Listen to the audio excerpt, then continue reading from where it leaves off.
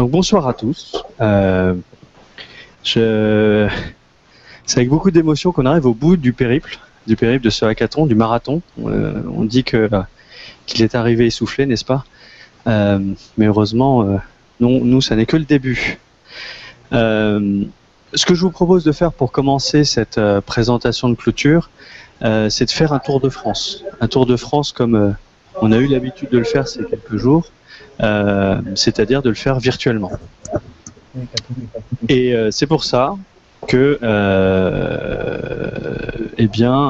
toutes les villes nous ont envoyé une photo de groupe, donc Paris, voilà.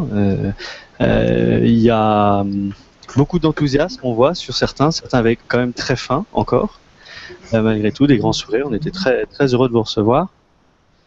Bordeaux, bon, et un groupe, mais qui finalement fait partie des finalistes ce soir.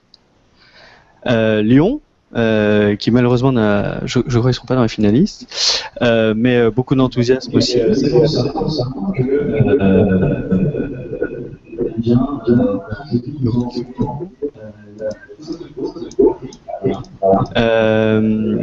puis donc Marseille qui compte un ou deux finalistes, je crois.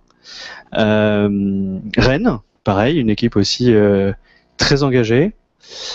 Strasbourg, alors les Strasbourgeois ont le record de longévité sur cet événement.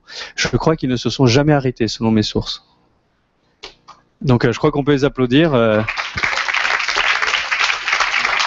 Bravo Strasbourg, on vous a beaucoup vu, lu, entendu, et on vous a aidé avec grand plaisir. Toulouse aussi très actif, on les présente plus. On ne les présente plus. Je ne sais pas s'ils sont connectés, s'ils nous entendent, mais bravo Toulouse aussi. Et sans plus tarder, nous allons passer à ce pourquoi nous sommes réunis ce soir. C'est la bataille des champions. On a changé un petit peu le programme à la dernière minute, vous le savez tous. Donc au lieu d'avoir 6 champions, on en a 7. Parce que voilà, les projets étaient tous hyper intéressant. Et là, avant de vous donner la parole, ce que je peux affirmer, c'est que même les jurys, même si je leur avais dit de rester très impartial, eh bien, ont fortement apprécié certains projets qu'ils ont vus. En tout cas, c'est ce qu'ils m'ont dit. Et donc ce soir, on va avoir 7 projets qui vont vous être présentés en 2 minutes. Et donc, une petite statistique, parce que on parle beaucoup de data, de big data, etc. C'est pas des très grands chiffres, mais ils ont une grande signification.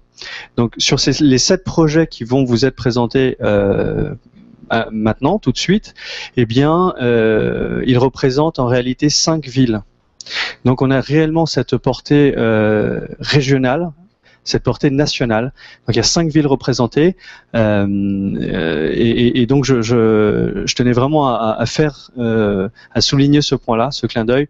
Donc les talents sont partout en France. Voilà, sont partout en France, et donc je pense, nous ça nous encourage beaucoup en tout cas malgré les difficultés techniques, à garder une portée nationale, à donner cette dimension non seulement internationale avec edX, mais aussi nationale au travers de nos régions.